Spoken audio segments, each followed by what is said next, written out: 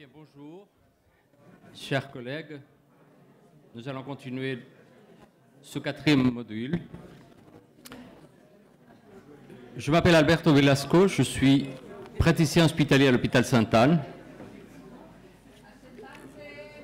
Je suis vice-président de l'Association franco-mexicaine de psychiatrie et secrétaire général de la COFALP. Et c'est avec un grand intérêt et honneur que je précise cette table ronde avec un format très particulier, un format où non seulement nous avons plusieurs témoignages d'un temps assez réduit, 5 minutes, mais nous avons aussi voulu avoir un débat et donc un format qui ne va pas être scandé à la fin de chaque séquence, de chaque témoignage. Nous allons avoir le déroulé de tous les témoignages et avoir un débat à la fin. J'ai aussi souhaité avoir un format particulier parce que donc c'est des collègues qui viennent d'ailleurs et la plupart, on avait demandé des vidéos et la plupart ont voulu venir faire le témoignage sur place, ce qui est vraiment un signe assez important de ce qui les a motivés pour faire partie de cette table. Témoignage, on peut entendre deux sens. Déjà, d'abord, ce qu'on a vu et compris et qui vient éclairer dans un deuxième temps quelque chose qui s'est passé et qui produit un effet de resignification. Mais par témoignage, on entend aussi quelque chose qui est de l'ordre de la reconnaissance. Une reconnaissance, gratitude, remerciement à une entité, une personne.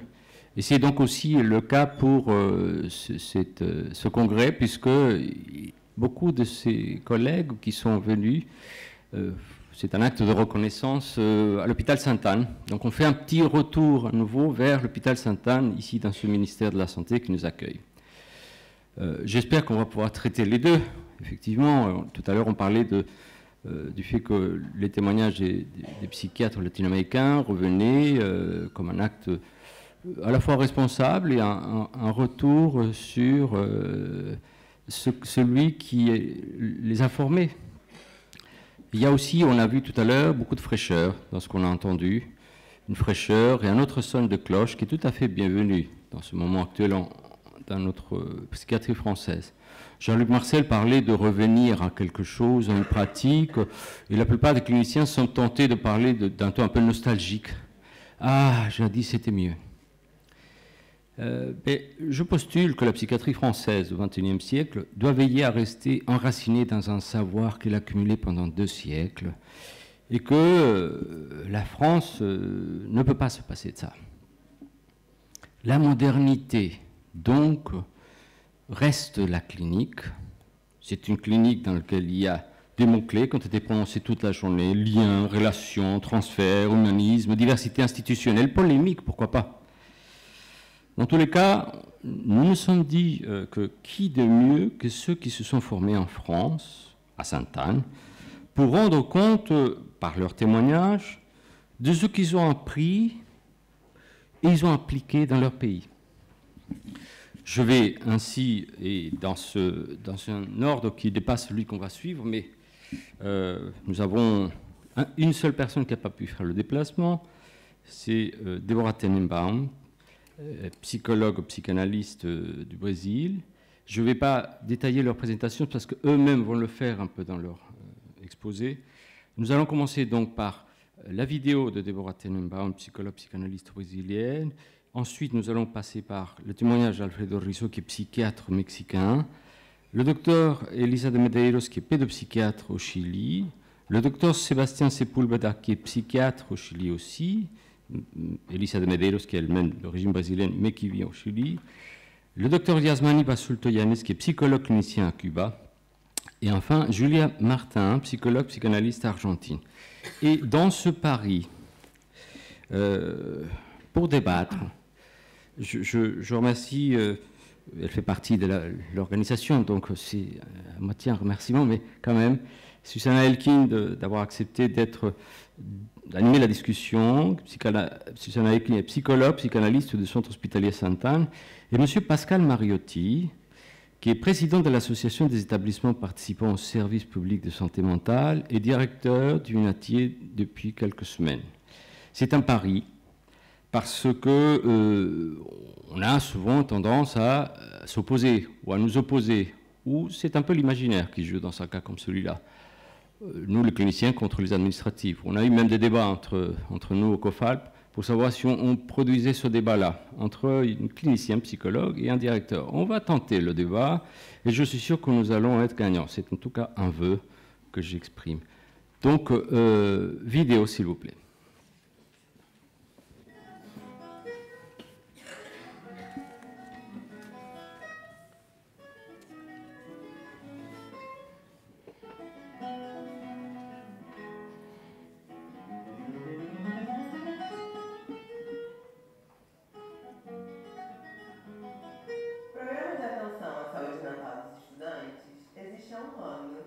E ele é dividido em dois eixos fundamentais, um eixo de pesquisa e um eixo de clínica.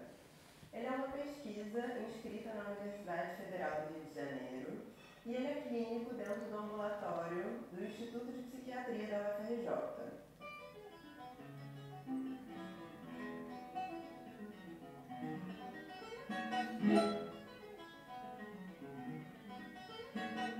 O programa se destina a estudantes que estão em condições de precariedade e de vulnerabilidade socioeconômica. São estudantes bolsistas, cotistas ou moradores do alojamento da UFRJ. O estudante chega ao Instituto encaminhado pela própria universidade. Ele vai ser recebido no que a gente propõe como recepção ampliada. Nessa recepção, são realizados alguns encontros para que seja entendida essa demanda inicial de tratamento. Ser recebido no Instituto não significa que ele vai ser tratado dentro do Instituto de Psiquiatria. Significa que ele vai passar um tempo aqui até que uma direção de trabalho possa ser estabelecida a cada caso.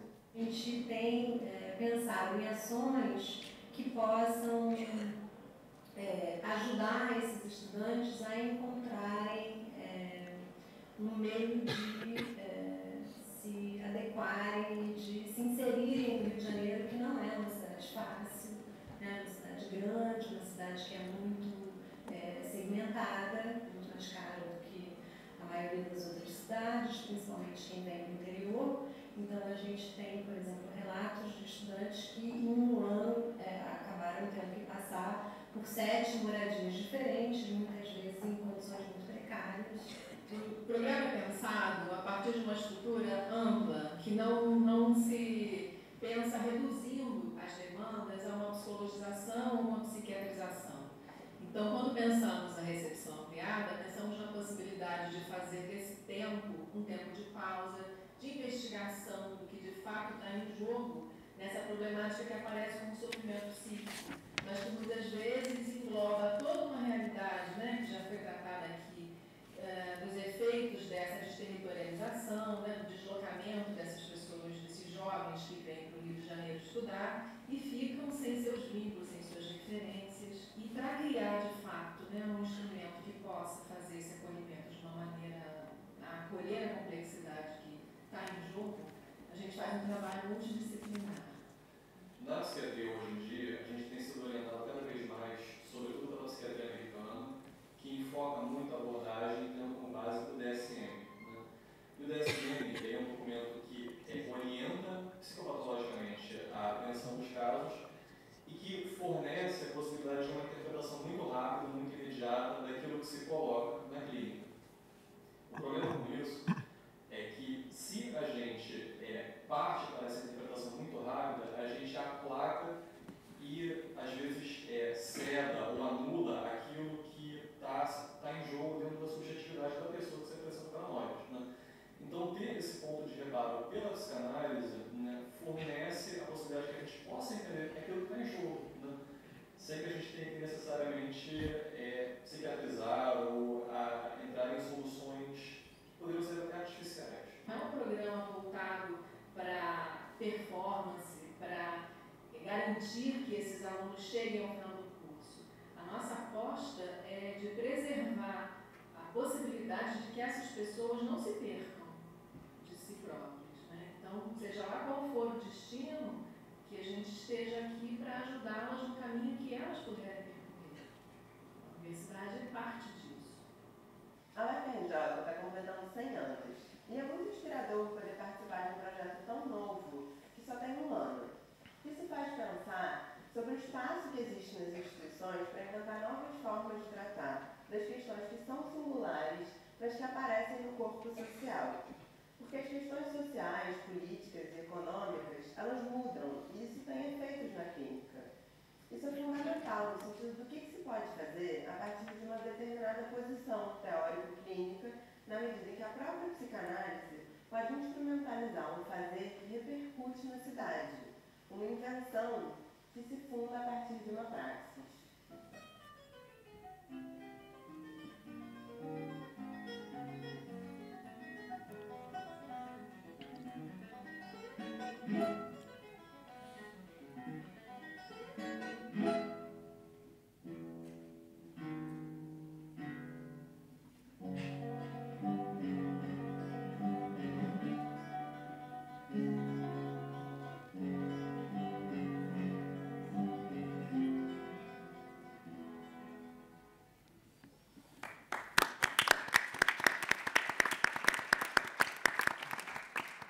Alfredo Risso.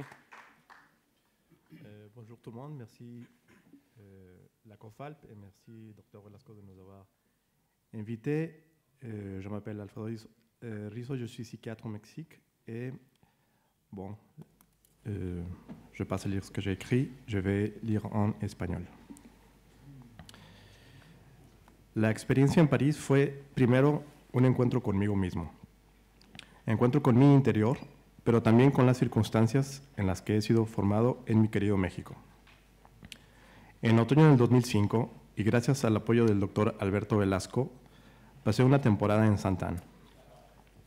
El encuentro con la psiquiatría del sector me abrió los ojos a una nueva manera de ver la atención a los pacientes. Un poco más centrada en la comunidad y también en el psicoanálisis como posibilidad de práctica complementaria y no opuesta a la psiquiatría como venía acostumbrándose allá.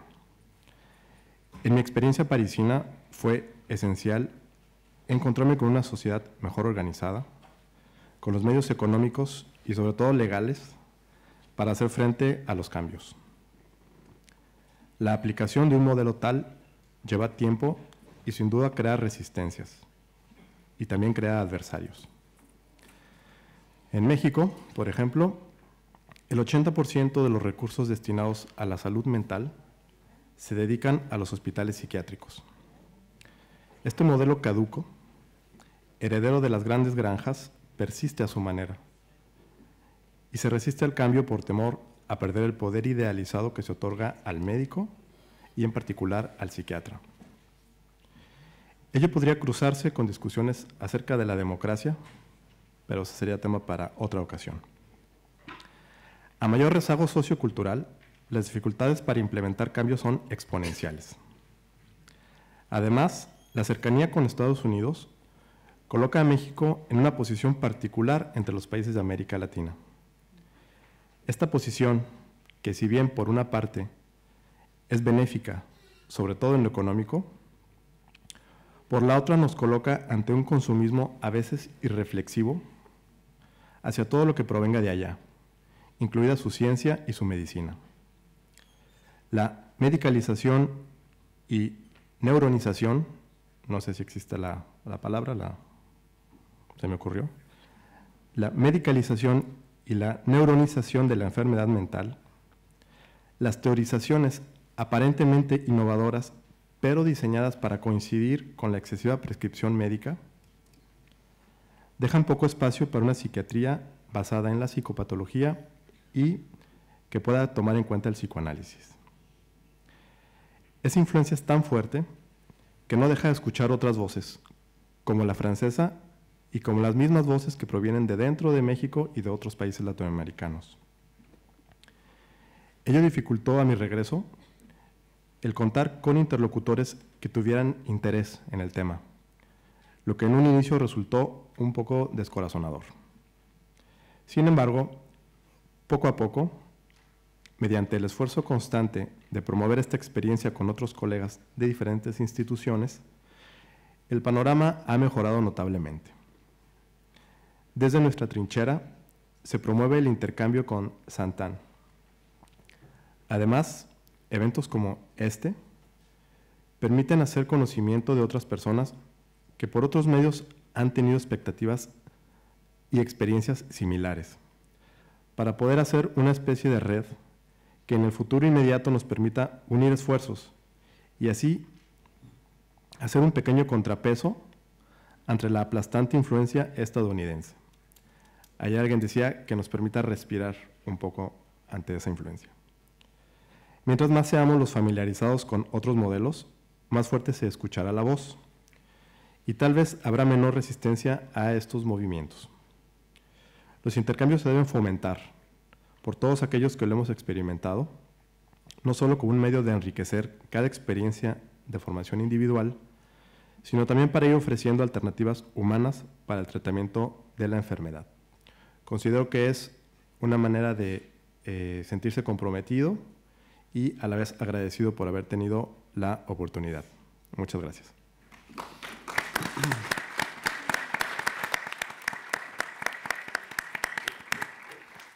Elisa de Medeiros. Merci. Bonjour mesdames, messieurs, chers collègues. Quel honneur et quel immense plaisir d'avoir été invité ici, venir les célébrer les 150 ans de l'hôpital Sainte-Anne. Participer à l'hommage de ce centre que j'ai même appelé chez moi pendant une certaine période de ma vie, car j'ai aussi vécu à l'internat pendant plusieurs années, pendant mes études de spécialité à Paris. Avant de commencer, je voudrais préciser que dans le programme d'aujourd'hui, comme a dit Alberto, je figure en tant que représentante du Chili, mais en fait, je suis brésilienne d'origine et je vis au Chili après mon séjour en France. Cela, ça fait presque 20 ans. Et oui, j'ai quitté les plages tropicales, les sables blancs, pour venir habiter près de la Seine pendant presque 10 ans. Depuis l'an 2000, j'habite dans une maison d'où l'on voit par la fenêtre les Andes, cette chaîne de montagnes parmi les plus hautes du monde, avec ses sommets éternellement enneigés. Oui, il semble que j'aime la diversité, une valeur un peu en cause en ce moment dans le monde. Nous arrivons à ce, alors que nous convoque aujourd'hui, qui s'est parlé de la psychiatrie française et de l'influence de cette formation dans ma pratique actuelle. Je participe depuis quelques années comme professeur assistant à la formation de pédopsychiatres au Chili. Et toutes les années, notre faculté forme 4 pédopsychiatres. L'invitation d'aujourd'hui m'a donné donc la curiosité de demander à ce jeune médecin ce qu'il voyait dans ma pratique qui pourrait le faire penser à une caractéristique qui me serait singulière. Je suis le seul prof avec une formation française. Toutes les autres ont étudié au Chili, en Allemagne ou aux États-Unis. Voilà ce que mes internes m'ont répondu. Votre intuition, madame, l'importance que vous donnez au monde interne de l'enfant. Alors, je me suis dit, c'est vrai, il existe une spécificité de la psychiatrie française. Et je me suis dit aussi, pour le meilleur et pour le pire. Pour nous, qui connaissons la langue française et la culture française, ça va de soi, c'est une évidence. Pour ceux qui ne sont pas habitués à cette manière de penser, cela peut être vécu parfois comme une originalité de ce français. Prenons par exemple le mot « esprit » en français. Il s'agit de l'objet même de l'étude de la psychiatrie. Dans les autres langues, comme l'espagnol ou le portugais, on parle de mente, ou mind en anglais, alors qu'en français, il ne reste que sa forme comme adjectif, mental. Espíritu en portugais et spiritu en espagnol vont au-delà de la mente. Espíritu, dans les croyances brésiliennes, peut être l'énergie des morts et l'énergie des vivants qui vivent, qui circulent dans la terre, quelque chose qu'on pourrait mettre en rapport avec l'espace transitionnel, l'intersubjectivité. Par cet exemple, je voulais montrer que c'est en cela que résident les spécificités françaises, l'esprit, aller au-delà de la sémiologie du comportement et du phénomène. L'influence de la philosophie, de la linguistique et de la psychanalyse fait donc l'originalité de cette clinique. D'autre part, pour moi, la psychiatrie française n'existe pas sans les secteurs, sans le service public, sans une équipe multidisciplinaire, sans le respect pour les infirmiers, les orthophonistes, les psychomotriciens. Je me rappelle le premier jour de mon stage au CPOA, que le docteur Mercuel, qui était ce matin ici, nous a dit « Vous allez beaucoup apprendre des infirmiers ». En bref, le respect pour l'autre. Il faut dire que c'est en France où j'ai connu la démocratie et où j'ai vécu pour la première fois dans un pays démocratique. Pour finir, comment ne pas rendre hommage ici au docteur Yann Dupasquier, que j'espère que quelques-uns ont eu l'occasion de le connaître. C'était mon maître. Comment ne pas parler ici de la disharmonie évolutive dans la pédopsychiatrie de Mises, cette notion du développement de l'enfant comme une dynamique en évolution, contraire à la tendance actuelle où l'on parle de troubles envahissants, destructeurs du développement, un état statique, mort sans aucun espoir d'avenir. Quelle capacité de la psychopathologie à la française de trouver la beauté, la culture, enfin l'être avec un grand E, dans les pathologies mentales. Je vous invite alors, psychiatres, psy français, à publier davantage dans d'autres langues pour pouvoir partager ce trésor hors des frontières de la francophonie. Merci.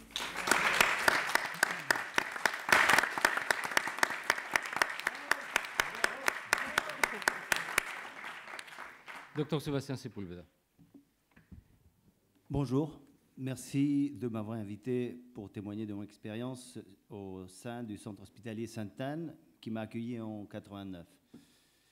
J'aimerais préciser que ma formation médicale a eu lieu pendant les années 80. La guerre froide existait encore, la mondialisation était moins marquée, l'influence de la grande industrie pharmaceutique Big Pharma était déjà énorme, mais pas au point de ce qu'elle est devenue aujourd'hui. Le Prozac est apparu pendant ma première année à Sainte-Anne. À l'époque, on tolérait des glycémies jusqu'à 120 mg par décilitre, des cholestérolémies bien par-dessus les 200 mg par décilitre acceptés actuellement. Vous voyez donc à quel point ils ont augmenté. Et l'on peut se demander à quel point des intérêts discordants de ceux de la santé publique peuvent influencer son domaine actuellement.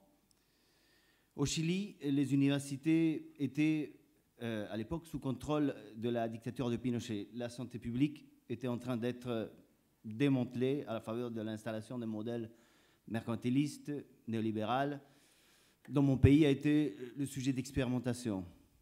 Malgré tout, nous avons reçu une formation théorique en psychiatrie qui n'a pas lésiné sur les enseignements de l'école allemande, mais qui nous a introduit aussi à la clinique de certains grands noms de la psychiatrie française, comme de Clérambault, Cottard, Sérieux, Capgras, Segla, et comment oublier Henriet aussi, et son manuel traduit à l'espagnol, bien sûr, entre autres.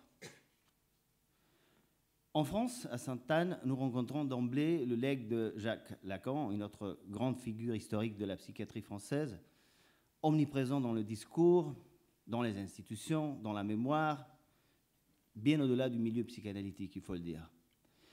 Sans le chercher forcément, son enseignement s'est frayé un chemin dans notre esprit, permettant, entre autres choses, et je cite ici Madame Gorg, d'installer l'analyse au cœur même de la psychose. L'élargissement de mon regard clinique a été une expérience essentielle que j'ai acquise ici alors. Par ailleurs, l'organisation institutionnelle de la psychiatrie française nous a été dévoilée au fur et à mesure qu'on parcourait les services de la région parisienne, nous permettant de connaître le modèle de soins sectorisé d'un pays développé avec une infrastructure et des ressources humaines à profusion par rapport à ce qu'on était habitué. Le travail clinique se faisait en équipe et d'une façon intensive plutôt qu'extensive. Ces apprentissages des années 90 ont été précieux et ont établi des repères idéaux en quelque sorte. Il semblerait que les choses ont un petit peu changé depuis. De retour au Nouveau Monde, c'est la disparité de moyens qui me choque en premier.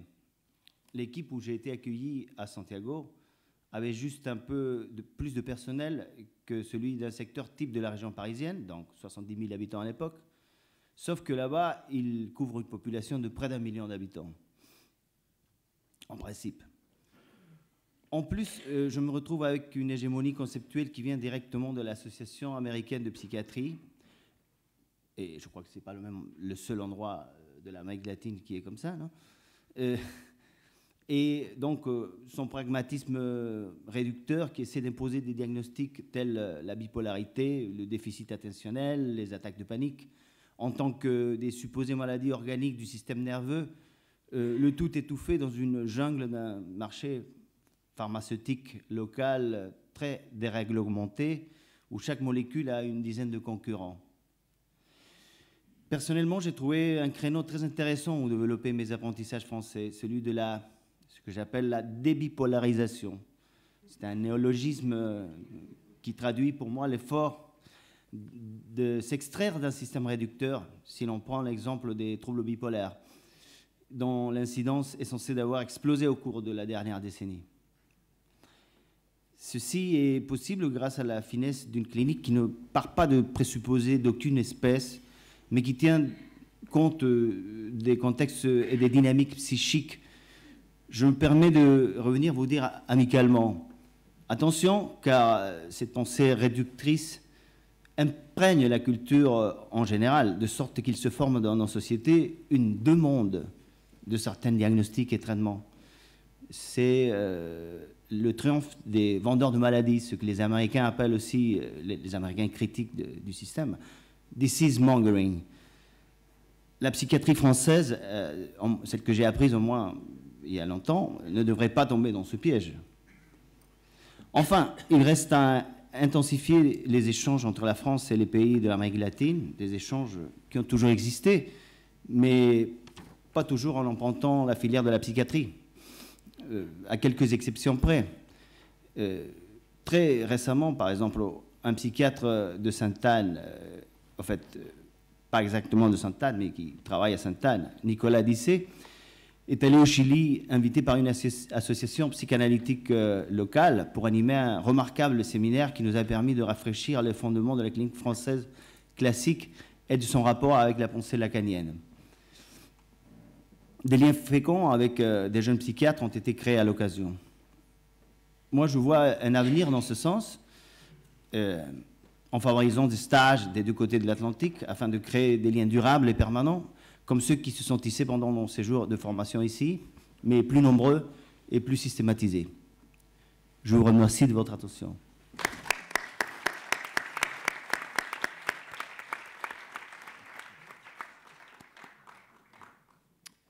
Yasmani Basulto-Yanis.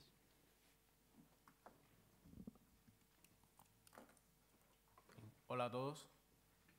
Ante nada, agradecer a los organizadores del evento y en particular al Dr. Jungmann por la invitación para poder asistir al encuentro. Es un placer poder estar aquí en este encuentro científico-académico por el aniversario 150 del prestigioso Centro Hospitalario Santa Ana.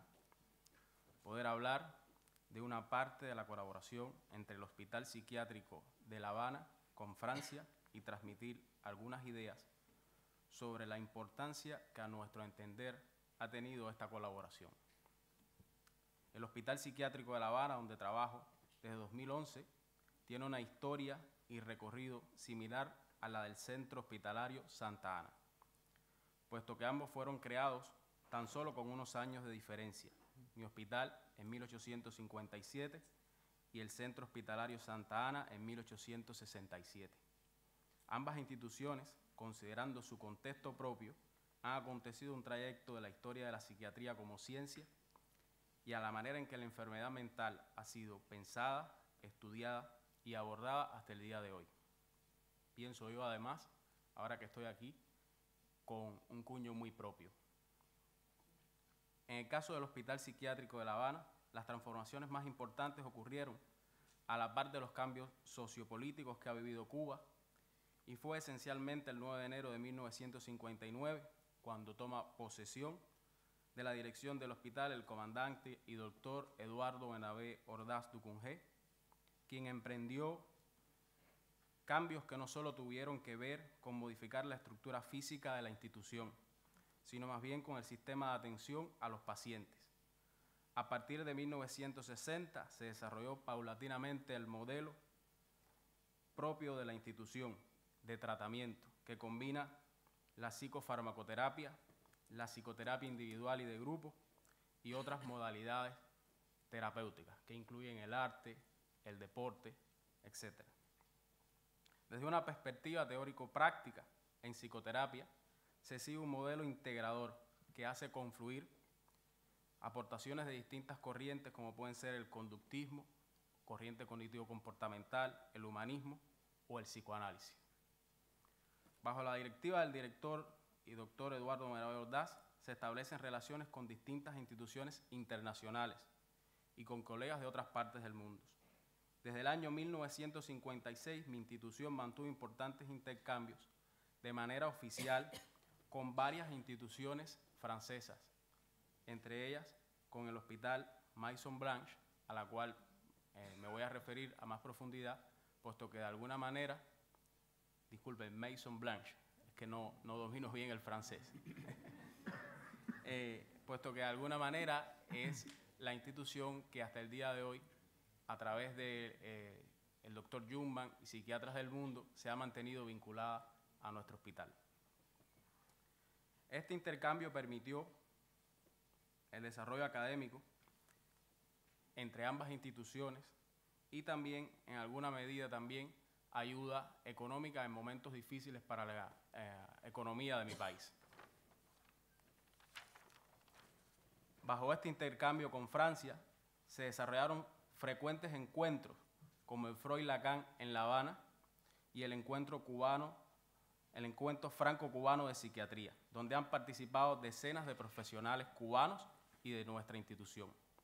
Hasta el día de hoy, el hospital participa en el encuentro Freud-Lacan en La Habana y abre sus puertas y recibe a los colegas franceses en cada ocasión que este encuentro se repite, coordinado por el doctor Jungmann al frente de la Asociación Psiquiatras del Mundo.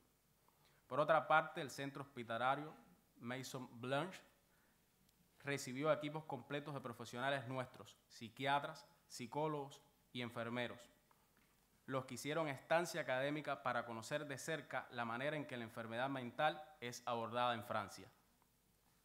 Yo pienso que una de las grandes ventajas que ha tenido este intercambio, además de la amistad y fraternidad, ha sido un debate sobre nuestras prácticas profesionales, que aunque diversas tienen la misma finalidad: generar salud en la persona. Los colegas franceses han aportado a profesionales cubanos su punto de vista en salud mental. Y creo yo que también en alguna medida quizás han podido ver de cerca nuestras prácticas y tomar también algo de ellas. Especialmente desde la perspectiva psicoanalítica, que por años en Cuba quizás fuese una de las orientaciones teóricas vista con reserva, siendo una manera también válida para enfocar el tratamiento y comprender la mente humana en su complejidad. Pienso que solo me queda entonces agradecer en el nombre mío y de los profesionales del Hospital Psiquiátrico de La Habana por la posibilidad de estar aquí, pero más que nada por el desinteresado intercambio que se inició en el año 1996 y que ha perdurado por años, solo motivado por la amistad, el amor a nuestras ciencias y, lo más importante, abrir el intercambio y el debate sobre diversas formas de hacer para, como plantea el lema del evento, curar, acompañar y contener, sobre todo con un sello muy propio, francés y latinoamericano. De paso, como colegas anteriores, tomo la oportunidad para hacer promoción de nuestro evento que tendrá lugar el año próximo, en el año 2018, en junio. Será la 7ª conferencia del Hospital Psiquiátrico de La Habana e invitarles a participar. Muchas gracias.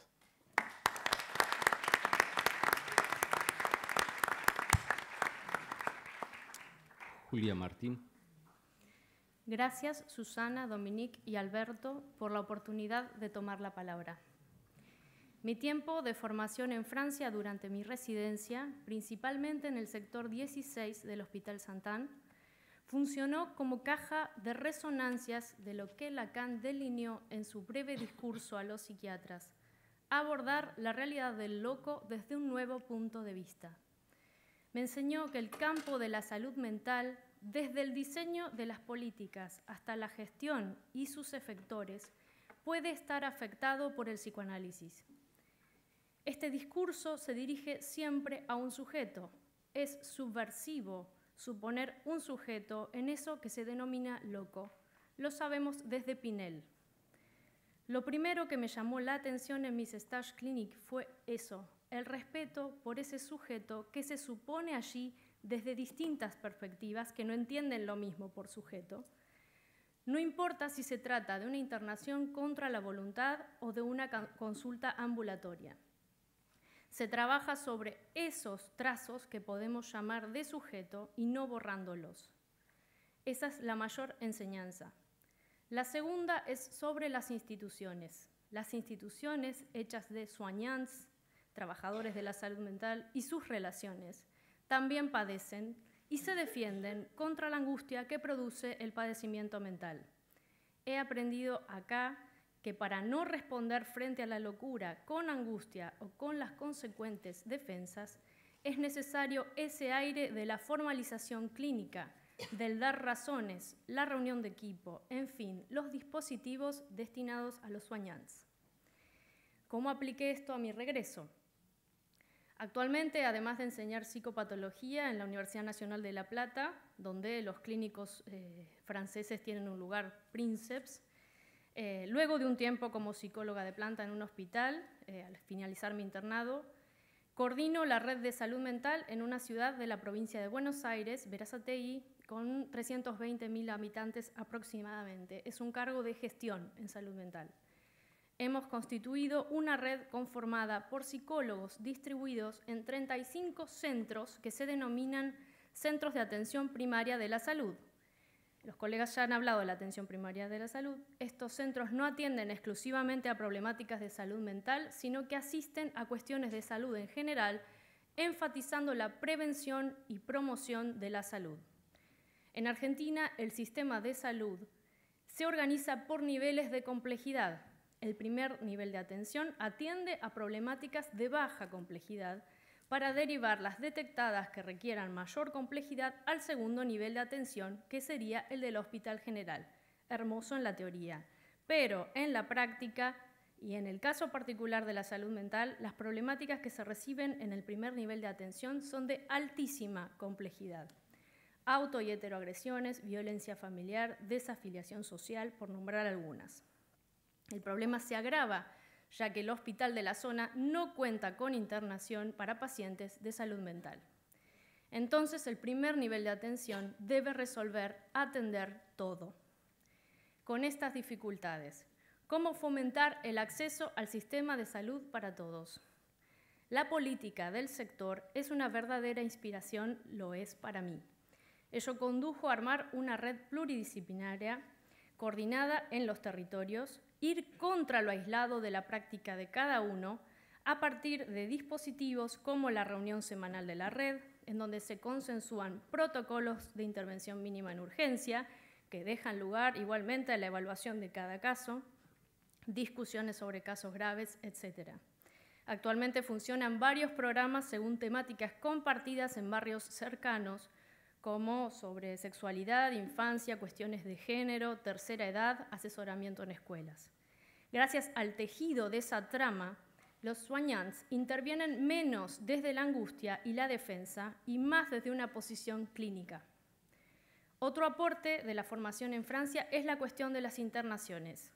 En 2010 fui parte de la redacción de un proyecto de ley provincial de la provincia de Buenos Aires. En mi país se cierran los manicomios y la alternativa es la internación en hospitales generales, pero estos no reciben financiamiento, por lo que no hay lugares para internar. La enseñanza francesa es que la internación puede considerarse terapéutica.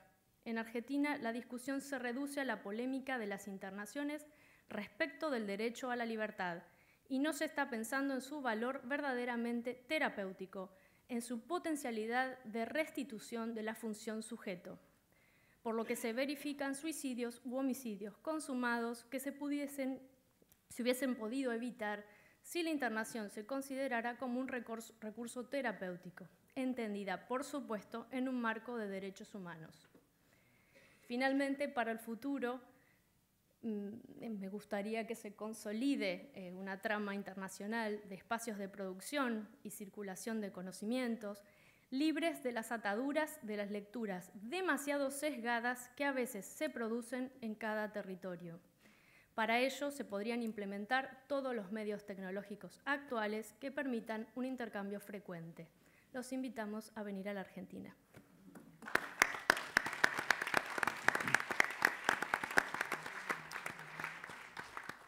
Je remercie tous mes collègues, et déjà par la rigueur liée au temps. On s'était dit ça va être difficile pour nous les latino-américains qui avons envie souvent de parler, de se tenir. Non, la preuve c'est que il y a des idées claires qui passent, un retour très divers, positif, sans complaisance, j'ai envie de dire, où il y a un côté amical, mais un rappel quand même, mise en garde. J'ai l'impression que le débat que va animer Susanna Elking et Pascal Mariotti s'annonce très intéressant. Je vous laisse donc. Donc, Susanna Elking, psychologue à l'hôpital Sainte-Anne. Donc, c'est, comme on dit, avec une certaine émotion que je prends la parole là, dans ce moment où on rend hommage à l'hôpital Sainte-Anne et assiste à cet hommage des psychologues, des psychiatres, des psychanalystes, des gestionnaires. Et non, Alberto, on ne va pas se prendre la tête. Au contraire, on va voir. On va dialoguer. C'est un peu, il me semble, l'esprit de l'hôpital Sainte-Anne, d'être un carrefour des idées. Il y a eu aussi la voix des neurosciences qui a été entendue avec attention par nous tous. Donc, il me semble que c'est vraiment rendre hommage à l'hôpital Sainte-Anne que nous, on puisse être là, assis à la même table et qu'on puisse dialoguer justement. Encore fallait-il que tout ça soit articulé avec l'Amérique latine. Et il est vrai que c'est l'Amérique latine qui nous rappelle certaines valeurs qui ont fait l'histoire de Sainte-Anne et qui, ils nous disent, attendez, nous, dans vos témoignages, je sais, nous, on a pris ça, on a compris ça ici à Sainte-Anne, on a été témoins de ça, voilà ce qu'on dit, et ils nous rendent un témoin.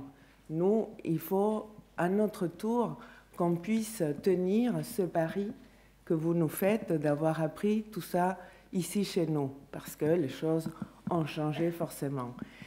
Mais les choses ont changé et les pratiques de chacun de nous ont changé aussi. Les psychanalystes, donc aujourd'hui, peuvent s'asseoir, comme je viens de le dire, à la table avec des disciplines différentes et soutiennent et travaillent avec des orientations et des autres disciplines. Donc, on constate dans tous vos témoignages qu'on travaille ensemble donc, à l'élaboration des projets créatifs. On l'a vu avec notamment le témoignage de Deborah Tenenbaum depuis le Brésil, mais à l'établissement aussi de politiques de santé, psychologues, psychiatres, travailleurs sociaux, gestionnaires se donnent la main pour faire des projets qui aboutissent, qui prennent en compte et l'économie et la situation sociale et les politiques pour, sans pour autant démissionner ou céder aux valeurs essentielles de la psychanalyse qui sont avant tout et au cœur de tout l'écoute du sujet. Donc vous nous décrivez souvent les moments, les situations économiques difficiles auxquelles vous faites face. Comme exemple, en Argentine, il n'y a pas longtemps, vient d'être décrété, enfin il y a un décret qui est sorti qui déclare que le travail avec des patients psychiatriques, avec des malades mentaux, est un travail pénible et permet la retraite aux travailleurs dans les hôpitaux. Ils peuvent partir à la retraite à 50 ans. C'est une... parce que est reconnue la pénibilité du travail dans les hôpitaux psychiatriques. Donc, pour les infirmiers, les psychiatres, les psychologues, les assistants sociaux, enfin, pour tout le personnel, est reconnue une pénibilité. Et en effet, on a vu dans les... Enfin, Julieta, quand tu as parlé de ce patient agité qui t'a demandé de le serrer dans ses bras, on met le corps parfois, même quand toucher un patient peut l'apaiser, on y va, quoi. Et on y va apparemment. Et plus dangereux en Argentine, certainement, mais aussi il est pris en compte. Donc, on voit que l'enthousiasme et l'attachement à la clinique est à chaque fois souligné dans toutes les fonctions que vous occupez, que l'écoute est au cœur de vos pratiques, l'écoute du singulier qui peut agir sur le pluriel, sur l'universel, sur la politique. Et la réduction budgétaire, la restriction économique, les découpes financières sur l'écoute du patient, sur l'écoute de l'intimité, du cas par cas, là, il n'y a pas d'économie. Et il n'y a pas d'économie à faire, il n'y a pas de restriction budgétaire, il n'y a pas de coupes dans le domaine de l'écoute. C'est un peu ça que vous nous dites en faisant face à tous vos problèmes, et politiques, et économiques, et sociaux. Donc, ça, il a fallu que vous reveniez pour nous le rappeler, bien que je pense que tout le monde en est conscient, mais là, vous nous dites que là-dessus, il n'y a pas d'économie à faire, et que ce n'est pas une question d'argent, c'est une question de position éthique, et celle-là, il faut la défendre à chaque fois, où que l'on soit, dans chaque place, dans chaque fonction qu'on occupe. Voilà, donc il ne me reste bien entendu qu'à vous remercier encore une fois de ces témoins que vous nous laissez. Vous savez, le témoin, c'est aussi ce qu'on passe dans une course de relais. Donc voilà, on le prend et on va se le passer sûrement dans les futures rencontres en France ou où qu'on soit, quoi. Merci beaucoup. J'aurais peut-être des questions à poser à chacun de vous, mais je vais passer la parole tout de suite à M. Mariotti. Merci à vous. Alors évidemment, je ne suis pas le clinicien de l'étape, et ce n'était pas la prétention d'Alberto Velasco quand on a commencé à échanger. Alors je vais resituer 2 ou 3 éléments, et puis si je faisais du management à la fin, j'aurais plutôt tendance à fermer la question, mais je vais me permettre de la rouvrir parce que je pense que ça fera écho à ce que vous évoquiez là à l'instant. Vous me direz si je me trompe ou pas. Alors, je voulais déjà donc vous remercier avec également le docteur Vintrebert, puisque vous avez été nos 2 interlocuteurs principaux de cette invitation. Je pense que si elle peut faire débat pour vous, elle ne faisait pas débat pour l'ADES, mais en revanche, et pour moi en particulier, parce que je crois, et on en a la preuve très concrète aujourd'hui, qu'il n'y a rien de pire que l'entre-soi. En général, on régresse plutôt qu'on ne fait progresser les choses, et y compris à ce moment-là au détriment des patients. Alors c'est l'occasion, comme vous l'avez fort bien fait, et en plus de l'extérieur en ce qui me concerne, d'un hommage à l'hôpital Sainte-Anne pour l'accueil qu'il nous réserve aussi régulièrement en tant qu'ADESM, tout comme à vous. Et puis je vois que vous n'avez pas beaucoup essaimé en province, là, tout autant que vous êtes à la tribune, vous êtes aussi resté très parisien. On aurait peut-être aimé aussi vous voir dans nos établissements un peu plus distants. Et l'invitation, bien entendu, vous est également faite, puisque l'ADES, ce sont à peu près 200 établissements, donc également multidisciplinaires. On a cette particularité d'essayer de représenter un peu toutes les formes d'exercice organisationnel de la psychiatrie. Alors, la relation à la COFALP, ça va nous amener au contenu du propos par rapport à ce qui a été dit aujourd'hui.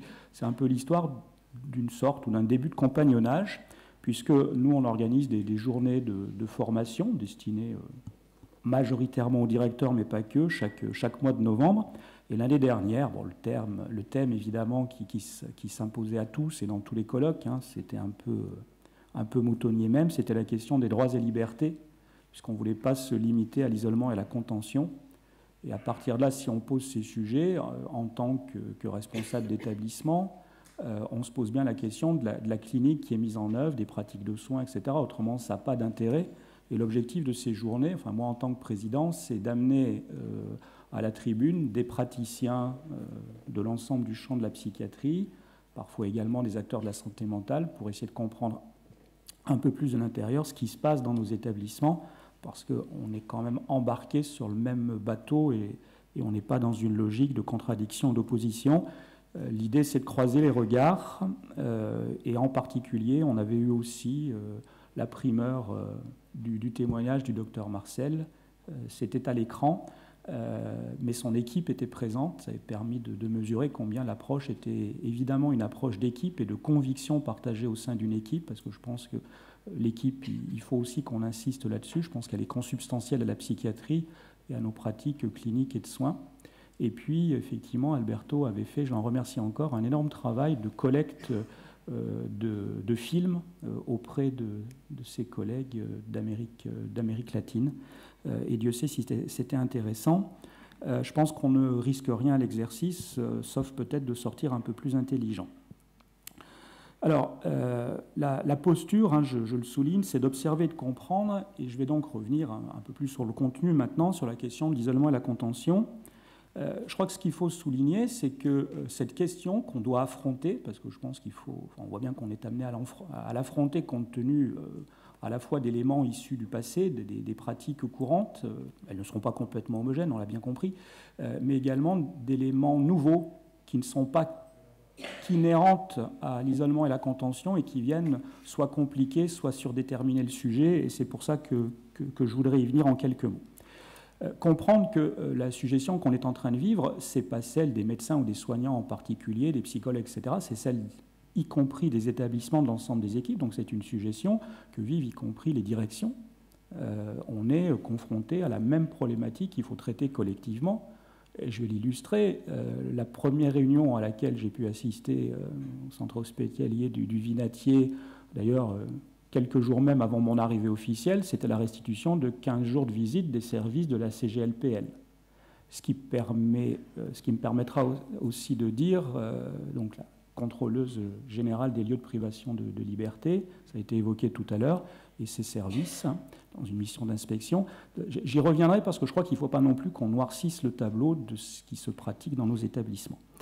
Ensuite, il y a deux remarques que j'ai entendues lors des discussions sur lesquelles je voulais revenir. Ce n'est pas du tout ni agressif, ce n'est pas le propos, mais si on a parfois du mal en psychiatrie, hein, je dis on, nous, à être intelligible, c'est qu'on a parfois des raisonnements à l'envers.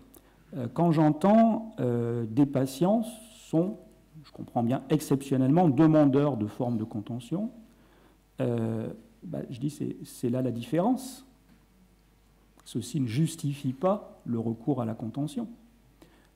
Et quand on passe, ça fait écho à un propos suivant, par les témoignages des patients, Dieu sait si la plupart de ceux qui sont passés par l'isolement et la contention, y compris ceux qui ont pu comprendre et analyser pourquoi, nous livrent des témoignages qui sont quand même pas parmi les plus sympathiques à entendre. Ensuite, juste un commentaire sur la question des protocoles. c'est l'éternel débat. C'est un débat qui nous enferme, qui ne nous fait pas progresser. Moi, je pense que s'il y a protocole, ou si le protocole n'est pas adapté, en admettant qu'il est légitime de protocoliser quand même un minimum de choses. En général, le problème est dans l'excès. Et si le protocole ne nous paraît pas adapté, c'est peut-être bien parce qu'on n'a pas su décrire nos pratiques, pas su les évaluer, on nous le reproche souvent, pas su les rendre intelligibles, j'insiste beaucoup sur cet adjectif-là, parce que je pense que ceci est aussi la condition du maintien de notre diversité. Un autre thème, à mon avis, dont on pourrait discuter. Alors, quoi qu'il en soit, sur cette question franco-française désormais, et que vous avez éclairée par vos exemples étrangers, disons les choses comme elles sont, la messe est dite. C'est-à-dire que progressivement, nous allons devoir faire évoluer en profondeur nos pratiques, et de nouveau, je dis on, je dis nous, ce sont celles des établissements et pas uniquement des soignants et des médecins, parce que ça emporte énormément de choses dans les établissements et pas que des pratiques cliniques et de soins. Il va falloir apprendre à s'en passer, tout au moins dans les formes actuelles, et largement. Et justement, je tiens à souligner que ce qui a fait débat l'année dernière, il y a deux choses. Premièrement, ça m'embête de le citer, il y a la question du CPA. C'est une situation exacerbée qui ne témoigne pas de la situation générale et moyenne de nos établissements, même si on va devoir la faire évoluer. Et quand on en parle avec les usagers, en particulier leurs associations, le problème en particulier paraît caractérisé dans des établissements plutôt isolés, des établissements qui n'ont pas évolué, des établissements qui n'évoluent pas avec le monde, qui n'évoluent pas parce qu'ils ne discutent pas avec les autres, parce qu'ils ne mettent pas le nez à la fenêtre. Et c'est toute la justification de ce que nous avons fait tout au long de cette journée. Ensuite, je rappelle en particulier que dans ce contexte exacerbé donc de l'année dernière, sur l'isolement et la contention, les services du contrôle général des lieux de privation de liberté ont joué leur rôle, quoi qu'on pense de ce rôle par ailleurs, y compris parfois de sa politisation. Adeline Hazan n'est pas monsieur de la rue, mais par ailleurs, n'oublions pas que dans la genèse de la loi, et ça c'est un élément nouveau auquel nous allons devoir nous confronter de plus en plus, et on a parlé, je crois que c'est le docteur Marcel, de la pérédance et des patients, nous serons de plus en plus confrontés à l'irruption des patients dans le champ de nos activités, de leurs exigences, de leurs attentes, et là, nous n'avons pas eu raison, ou nous avons perdu, nous avons eu tort, je ne sais pas trop comment l'exprimer, mais le législateur a d'abord entendu la voix des patients et pas la voix des soignants ou des médecins. Je crois que là aussi, il faut faire retour là-dessus. Le rapport de force ou le rapport d'échange, je ne sais pas comment dire, évolue. Alors pour conclure, moi je voudrais, toujours dans mon souci de comprendre, et en particulier de comprendre la clinique, sans être clinicien, sans prétendre me mettre à la place d'eux, mais de comprendre ce qui se passe, parce que je pense autrement on ne peut pas gérer un établissement. Ça après c'est des questions sur ma pratique managériale et sur ma vision des choses. Je voudrais donc rajouter une préoccupation, parce que, sauf un peu le docteur Marcel, là encore, preuve que le regard qu'on peut porter sur l'isolement et la contention au plan particulier est complètement, je dirais, coordonné, lié à la vision plus générale qu'on doit porter sur l'évolution des soins et des soins dans nos établissements et dans nos sociétés. Donc il y a un point qu'on a peu évoqué, mais sans doute n'en avions-nous pas le temps, c'est que le virage qu'on a à prendre sur l'isolement et la contention dans les établissements est compliqué par un contexte dont l'isolement et la contention ne me semblent pas détachables, que je vais caractériser très rapidement de la façon suivante, et de façon non exhaustive, si je considère l'hospitalisation en particulier. Vous l'avez évoqué à certains moments. C'est la croissance rapide de l'activité des urgences. Aujourd'hui, le flux d'urgence est devenu majoritaire dans toutes les zones urbaines dans l'admission en hospitalisation et commence de représenter plus de la moitié des hospitalisations. Il a aussi été évoqué à demi-mot à un moment donné que aujourd'hui en hospitalisation complète, c'est clair en matière de journée, ça tend à le devenir en matière d'entrée. Les patients placés en régime de soins sans consentement, qu'il s'agisse ou pas de forcer la porte de l'hôpital, deviennent majoritaires également et sortent des urgences pour la plupart avec les effets pervers, ça ne parlera pas à nos interlocuteurs sud-américains, mais les effets pervers de la loi 2011-2013 qui a raté ses effets, notamment en donnant la main aux urgentistes. Je n'ai rien contre eux, mais je pense que ce qu'est en train de vivre la psychiatrie, d'autant que la population devient en phase de crise consommatrice d'urgence, y compris en psychiatrie, c'est ce que la médecine a connu dans les CHU et dans les hôpitaux, c'est-à-dire en fait une activité surdéterminée par l'accès via l'urgence. Et ceci est en train de transformer rapidement l'hospitalisation, qui me semble, pour d'autres raisons, et notamment pour des facteurs intrinsèques à l'hospitalisation, être elle-même en évolution rapide, notamment en zone urbaine. Je dis toujours de façon un peu facile que c'est depuis l'Antiquité la ville qui mène le monde. Hein. Et on voit en particulier monter des situations plus violentes, plus complexes. Vous nous le dites régulièrement, les cliniciens. Bon, vous pourrez objecter aussi, d'ailleurs, et vous le faites de votre côté, que c'est aussi le rôle de l'hospitalisation. On voit monter des comorbidités de plus en plus complexes, en particulier liées aux addictions. Un voyage récent, à peu près il y a un an, à Bologne, m'a permis de mesurer combien la psychiatrie italienne et l'approche de santé mentale communautaire sans quasiment d'hospitalisation était complexifiée aujourd'hui dans les grandes villes par les problématiques de conduite addictive dans la façon dont elles se croisent avec les pathologies psychiatriques ou les révèlent ou les complexifient. Et le constat que je fais en tant que directeur, et c'est un de mes soucis, je pourrais essayer de vous en donner dans d'autres cadres la preuve, c'est qu'en fait nos équipes ne sont pas vraiment préparées à tout ça, à cette transformation rapide de l'hospitalisation, dont l'isolement et la contention est évidemment un élément majeur, qui vient se surajouter peut-être au plus mauvais moment, je ne sais pas comment dire, peu formé, ça a été évoqué. On sait les débats actuels également qui viennent encore rajouter à la question de la formation initiale des jeunes médecins, etc., etc.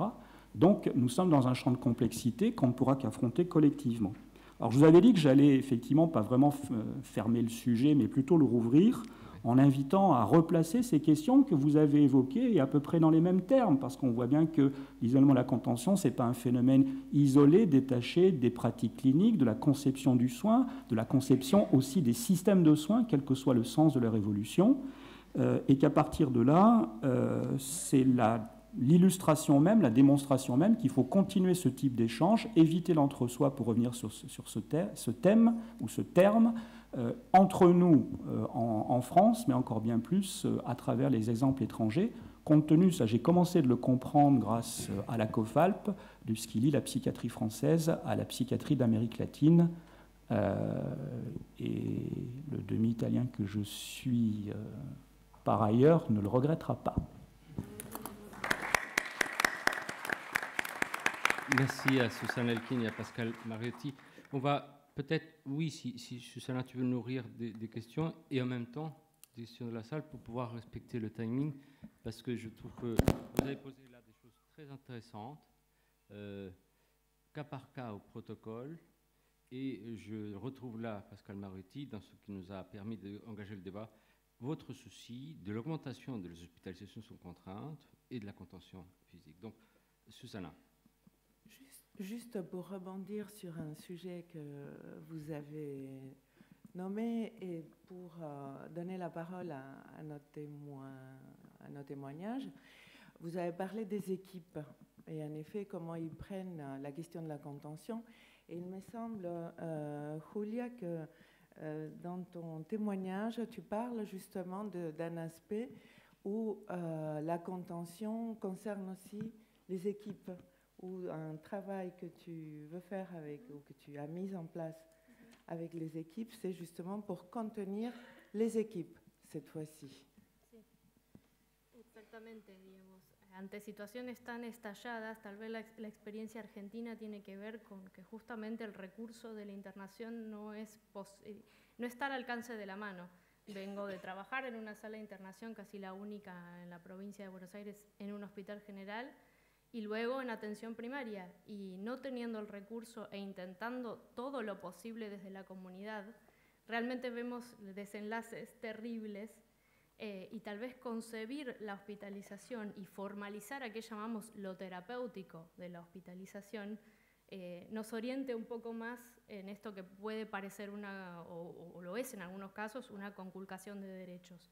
Por otro lado, lo que decía Susana es que es cierto que para que uno no intervenga desde la angustia, ¿no? Bueno, lo privo de la libertad porque se puede matar en cualquier momento, es necesario, me parece, son necesarios los dispositivos para los soignants.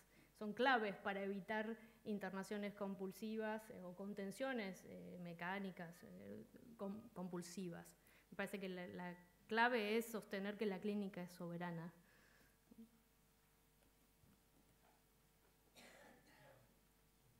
Est-ce qu'il y a des questions dans la salle? Ce serait peut-être le moment de passer à ça. Des remarques? Est-ce qu'on est complètement épuisé? Le sujet, non. La fatigue peut-être. Moi, j'aurais, oui. S'il n'y a aucune question, le temps de préparer vos questions. Oui, poser une question à Sébastien Sepúlveda avec ce mot qu'il a un peu inventé, mais qui est lourd de signification peut-être, sur la débipolarisation. Est-ce que tu peux nous dire quelque chose? Uno de mis néologismos, c'est un de mes néologismes, enfin, c'est pas le seul, parce qu'il y a notre collègue ici qui a créé la neuronización. Bueno, se trata de construir un poco este diagnóstico al constatar que se abusa mucho de él, por lo menos en Chile, ¿no?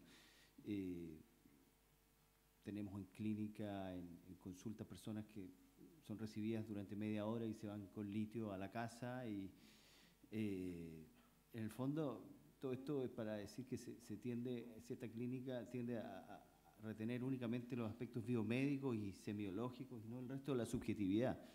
Y eso hace una diferencia con la clínica que encontramos acá.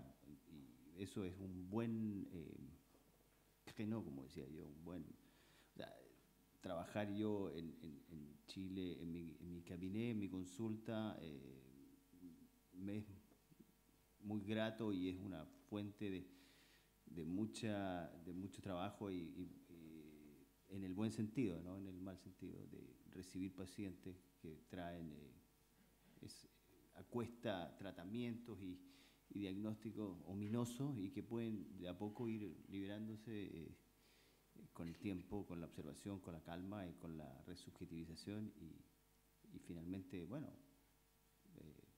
abandonan su estatus de gran enfermo. Il y a une question à retenir avant de conclure. Bon, deux questions très courtes. Ah bon, non, oui, non, je crois... Alors si je devais... Non, je ne poserai pas une question. Je dirais plutôt, au travers de ce que nous disons, c'est que pour reprendre ce qui a été dit, hein, pour défendre une certaine éthique de notre travail, hein, pour défendre notre travail qui nous réunit quand même tous, Amérique latine et France actuellement, on le sent bien, je veux dire, hein, c'est effectivement ce travail de soins, basé sur le relationnel, basé autour de la psychanalyse. Il ne faut pas perdre de vue qu'il y a un autre type de travail, puisque je suis pédopsychiatre, donc je peux en parler au niveau des années, hein, c'est qu'on a arrêté de faire, à partir des années 2005 et 2007, hein, le travail de soins. Alors ça continue à travailler dans les services de pédopsychiatrie, mais la vision qui a été mise en place est une vision actuellement par rapport aux souffrances familiales, etc., d'un travail de signalement, c'est-à-dire d'un travail social et d'un travail éducatif. Ce dont nous avons témoigné d'un point de vue commun au sein de la COFALP et de la France, c'est un travail de soins et un travail d'accompagnement qui est absolument nécessaire et qu'il y a d'autres influences anglo-saxonnes, notamment canadiennes, qui voient les choses, je veux dire, autrement. Et la question, c'est effectivement de savoir comment pouvoir parler avec eux, mais il faut savoir que, en tous les cas, moi, je le prends pour moi, hein, que nous sommes amenés dans nos institutions, qu'elles soient hospitalières ou pas, à nous battre pour défendre un certain type de travail. Parce que nos directeurs ont aussi des obligations qui leur sont transmises, hein, d'appliquer au pied de la lettre un certain nombre de choses qui nous mettent en conflit avec eux aussi. Et que, je rappelle que dans les textes, nous sommes tenus de défendre non seulement d'ailleurs les malades dont nous nous occupons, mais aussi, je veux dire, les soignants qui sont sous notre responsabilité.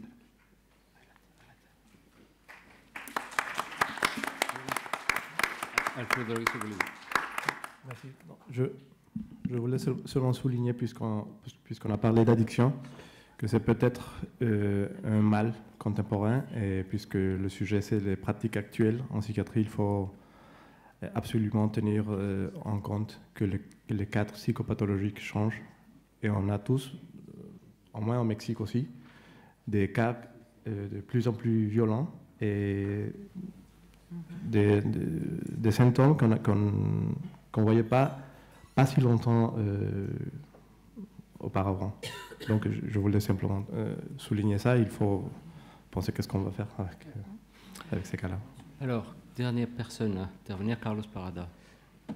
Oui, merci pour tous ces témoignages. Je voulais rebondir sur la conclusion des Sepúlveda et adresser la question, même si vous répondez très vite, un peu sur vos rêves, de comment on peut intensifier et régulariser, de termes impeccables de Sébastien Sepúlveda, comment on peut intensifier et régulariser les échanges Amérique latine et Sainte-Anne qui ont été faits là, jusque-là, et la France peut-être, mais bon, c'est pas si loin déjà ça, et qui ont été faits, ces échanges, avec beaucoup de bricolage, beaucoup d'efforts et sacrifices de chacun, mais quel avenir, comment vous imaginez, et toi, commence toi Sébastien, mais imaginez quels échanges un peu plus intenses et un peu plus réguliers pour l'avenir. Merci de vos témoignages. D'écrire un rêve court. Quoi? Rêvons, rêvons. Oui, des échanges de publications, même des réseaux technologiques pour nos rencontres. Sébastien. Si. Oui, c'est-à-dire, on parlait tout à l'heure, je pense que aujourd'hui, avoir accès à l'information française, pour nous qui ne sommes pas en France, c'est pas facile. Il y a, par exemple, on voit la différence politique. On sait que si on est en France, on a le droit à tous les articles gratuits. Mais si on est hors de la France, c'est très, très difficile d'avoir la littérature française. C'est impressionnant, mais c'est vrai. Et je dis, les Américains sont très, on dit, astutos, qu'on paye l'information. Si on veut avoir un article, on le paye et on l'a. En français, c'est tout gratuit ici. Et là-bas, on ne peut pas payer. C'est-à-dire, on n'a pas l'accès à l'information, même si on pourrait payer par un article français. Je pense que le monsieur qui est derrière, là, qui c'est d'Argentine, vous avez parlé hier et je suis tout à fait d'accord. C'est-à-dire avoir accès aux articles français, la traduction des articles français en espagnol, ou sinon en anglais, je ne sais pas où vous voulez, ça serait un immense champ des échanges. C'est-à-dire, je pense que ça serait... Et je me disais, plusieurs fois, j'ai essayé de rentrer dans la bibliothèque. Et je voyais, je disais, accès sur place. Si on n'est pas ici, on n'a pas l'accès à la bibliothèque de Sainte-Anne, par exemple. Et avoir accès à la bibliothèque de Sainte-Anne, ça serait pour moi un trésor. Virtuel. Voilà des éléments clairs.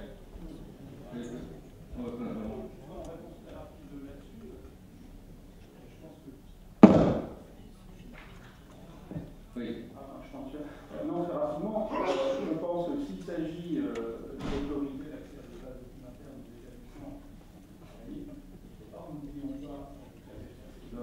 si on a le plus gros réseau francophone, la plus grosse base de données francophones, de données Ascodon Psy, qui est basé, enfin, qui a un réseau national basé à Lyon, qui est une base de données propre à la psychiatrie. On peut voir en plus la responsable est en établissement à côté du mien, à Saint-Jean-de-Dieu. Je pense que c'est un réseau commun. On a un site internet, c'est quelque chose qu'on va pouvoir organiser. Je pense que c'est pas une esprit, on va pouvoir les échanges. Research Gate, qui est un réseau où les auteurs d'articles peuvent déposer leurs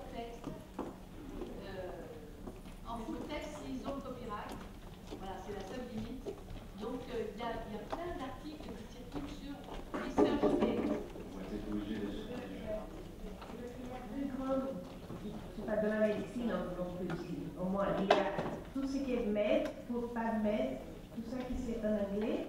Il y a l'autre base de dates qui c'est en base, qui c'est l'européenne. Si on veut avoir accès à des articles français, il faut rentrer dans cette grande base de dates qui c'est européenne et c'est très cher. Oui, mais ce que je vous dis, c'est qu'avant comment on peut dire, des directions, pour rentrer dans cette direction, il faut avoir une base de dates plus grande, plus large. C'est une bonne manière d'éclaircir les choses. La réponse pratique et claire, courte, de Juan Carlos est attendue, parce que je crois qu'il y a eu une demande, pour que je puisse conclure. Okay. D'après ma connaissance, les revues françaises ne sont pas sur PubMed. Donc, on ne peut pas les consulter par PubMed. Les revues françaises sont sponsorisées ou, je ne sais pas, gérées par des entreprises en général. C'est Elsevier et Jean Libet. Jean Libet pour l'information psychiatrique et pour l'évolution psychiatrique et les annales médico-psychologiques et l'encéphale, c'est Elsevier. On peut trouver ça sur Internet, sur le site d'Elsevier ou de Jean Libet. Il faut payer les articles français au prix faramineux de 30 ou 40 $ par un article, par exemple. Donc ça fait que c'est très difficile. Moi, je suis correspondant en Argentine de l'information psychiatrique, de l'évolution et de psychiatrie française. Psychiatrie française, effectivement, n'est pas dans une entreprise, n'est pas sponsorisée, mais ne circule pas en Argentine. Aucune circule en Argentine. Donc il y a un cloisonnage de la production française pour que les articles de revues françaises arrivent dans les pays d'Amérique latine. Très bien. Et ça, c'est très compliqué pour faire voir ça. Et aujourd'hui, on a vu plusieurs interventions et les références bibliographiques, c'était dans des revues anglo-saxonnes, toutes les revues. C'était le JAMA, l'American Journal, etc., etc., et pas des articles publiés dans une revue française. C'est quelque chose qu'il faut faire remarquer. Et on devrait effectivement trouver une façon de passer à côté de tout ça et élargir l'arrivée de la production française en psychiatrie et de la latino-américaine. Mais je vous dis une chose pour finir. Un collègue argentin qui s'occupe de cette tâche à l'Association mondiale de psychiatrie a ouvert dans les sites de l'Association mondiale de psychiatrie un endroit où on peut trouver free, en consultation gratuite, toutes les revues latino-américaines. La revue colombienne, Vertex, la revue argentine de psychiatrie. Je ne sais pas si mon collègue brésilien est là, mais... On aura l'occasion sûrement d'échanger tout ça, ces données. Les Français peuvent consulter les revues latino-américaines, mais l'inverse, ce n'est pas possible. Merci, merci Juan Carlos. Merci à tous les intervenants et aux discutants de cet échange très riche. Et c'est ainsi que je passe la parole à M. Lassar-Reyes et à Dominique Vinterberg qui vont faire les conclusions. Je m'en voudrais de ne pas remercier l'ensemble de l'équipe de l'hôpital Sainte-Anne, dont l'aide a été précieuse pour toute cette organisation. Merci encore.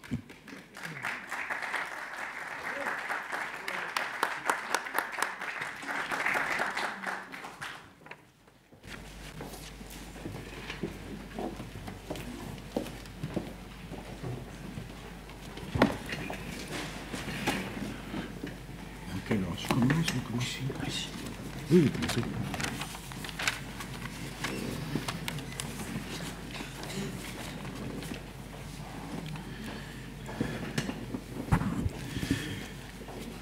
Quand la proposition d'un colloque France-Amérique latine fut adoptée par la direction du centre hospitalier Sainte-Anne pour célébrer l'anniversaire de ses 150 ans, nous avions choisi un titre inspiré d'un fameux débat des années 50, « Pathologie de la liberté ».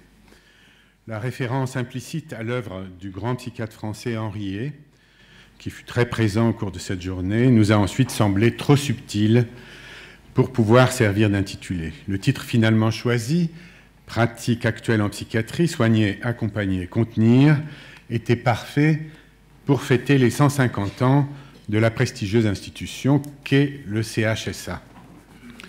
Je garde cependant du choix précédent un précieux souvenir, une discussion sur le sens métaphorique à donner à la chute d'Adam et Ève, chassés du paradis, dont saint Augustin fera le péché originel.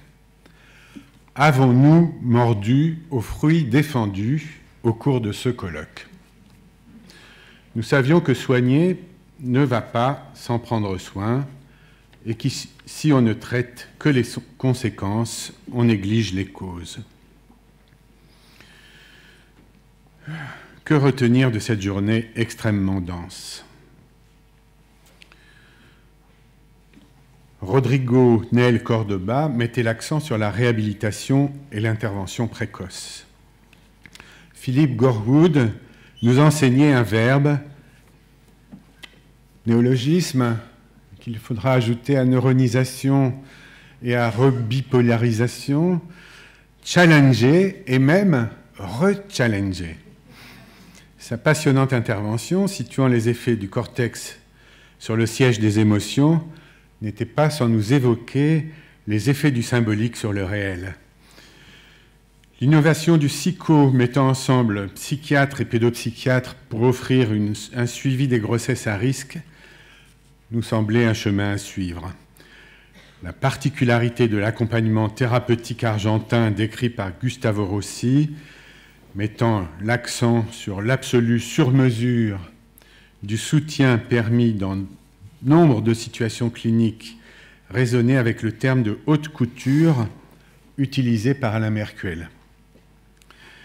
Nous étions sensibles à la formule « aller vers », pas question d'attendre qu'une demande soit adressée, mais les limites de cet « aller vers » étaient dessinées avec humour. Pas question de vouloir le bien du psychotique SDF contre son gré, sous peine de le voir mourir guéri. Vivre en ville, association qui m'est chère, montrait une forme résolument originale d'inclure les patients dans le travail associatif.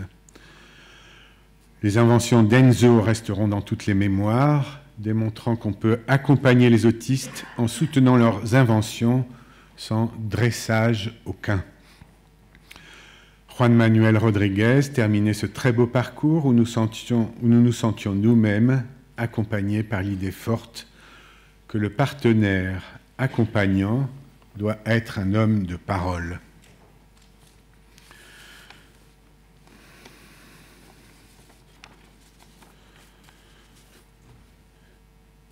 Contenir, problématique ô combien actuelle, nous fut déclinée selon 3 modalités croissantes de contention. Elle problématise l'idée centrale que le symbolique est la meilleure arme contre le déchaînement pulsionnel. Comment border le morcellement schizophrénique, la démesure maniaque, l'impulsion suicidaire mélancolique? Quand la contrainte mécanique s'avère nécessaire, comment l'humaniser? La phrase d'Yves Pélissier, « La psychiatrie est une anthropologie », nous était rappelée hier à la table ronde d'histoire de la psychiatrie. La décomposition de la contenance de Jean-Luc Marcel et les remèdes proposés pour rétablir un climat soignant propre à éviter la contention mécanique nous ont paru exemplaires. Il ne s'agit pas de mettre toutes les angoisses, tous les angoissés dans une presse à bétail. Moins on est contaminé par l'angoisse des patients, moins on a besoin de la contenir. Moins on a besoin de les contenir.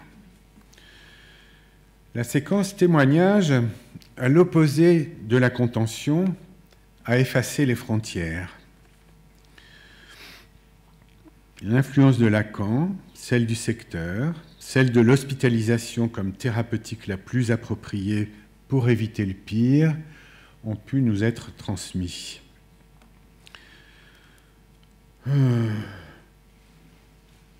Au fond,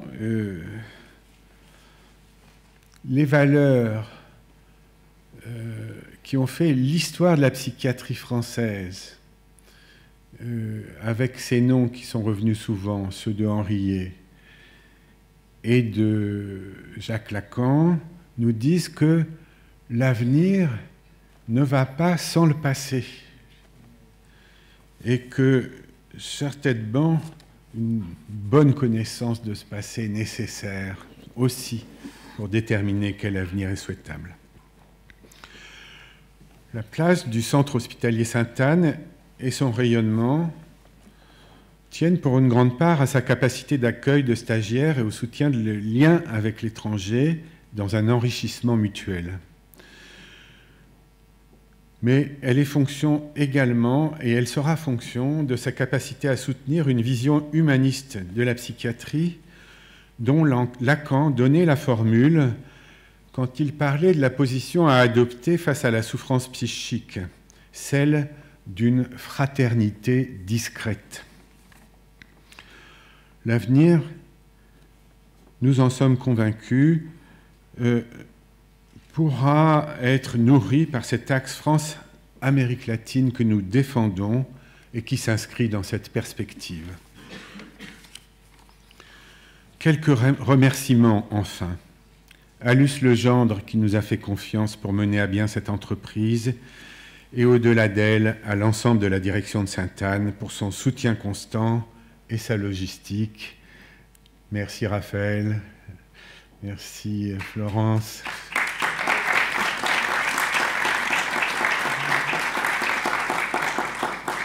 Au personnel de la bibliothèque Sainte-Anne qui nous ouvrait ses portes pour le vernissage des œuvres de Martin Reyna.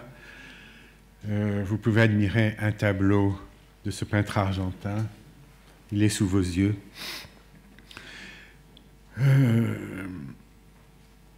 À tous les membres du COPIL, constitué de collègues de Sainte-Anne et de la COFALP, avec mention très spéciale à Alberto Velasco, l'indispensable pont entre les parties prenantes.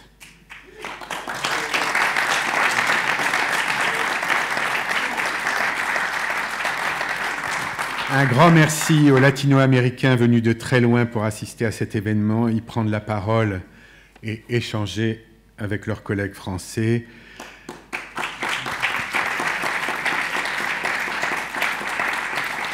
Et un dernier remerciement, enfin, aux instances du ministère de la Santé pour avoir mis à notre disposition cette belle salle Larocque qui a accueilli nos débats.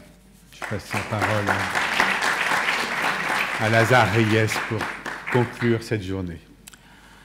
Mesdames et messieurs les présidents, docteurs, mesdames, messieurs, c'est avec beaucoup d'enthousiasme que je m'apprête à conclure cette journée. Je n'ai pas eu la chance d'assister à l'ensemble des restitutions, mais les exposés que j'ai eu le loisir d'entendre et les échos recueillis auprès de plusieurs d'entre vous témoignent d'une grande richesse et d'un réel plaisir à croiser les expériences.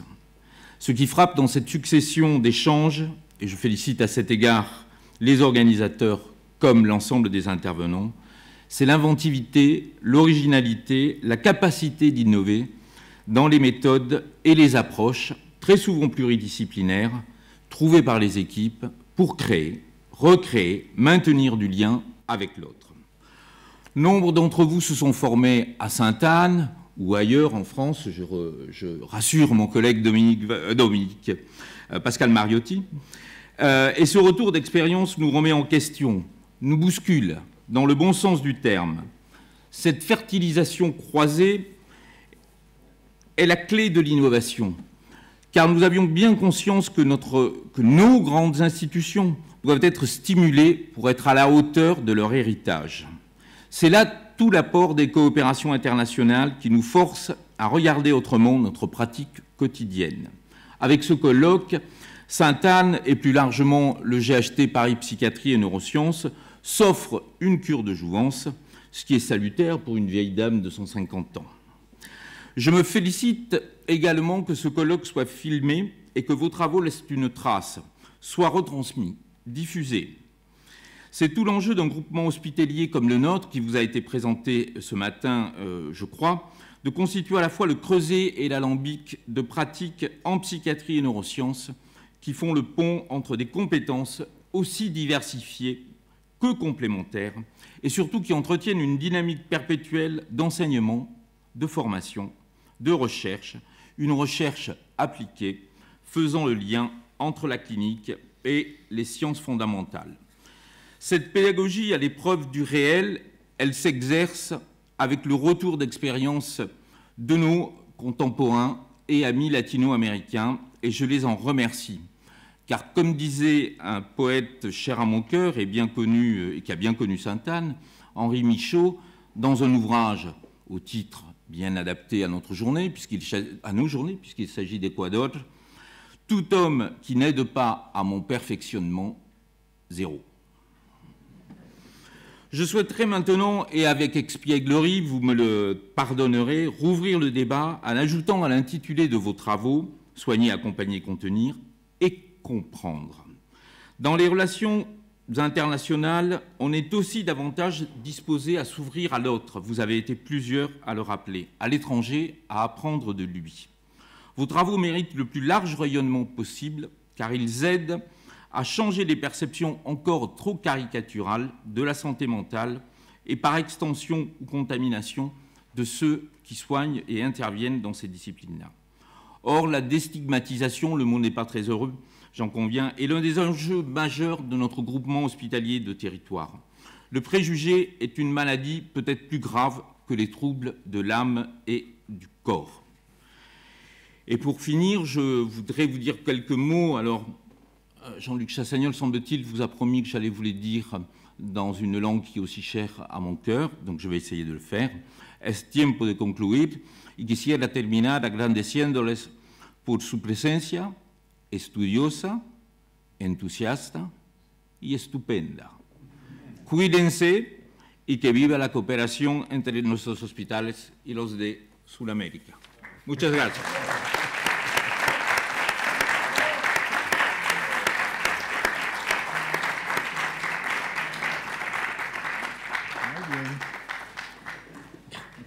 Ça va, vous? Ouais, ça va.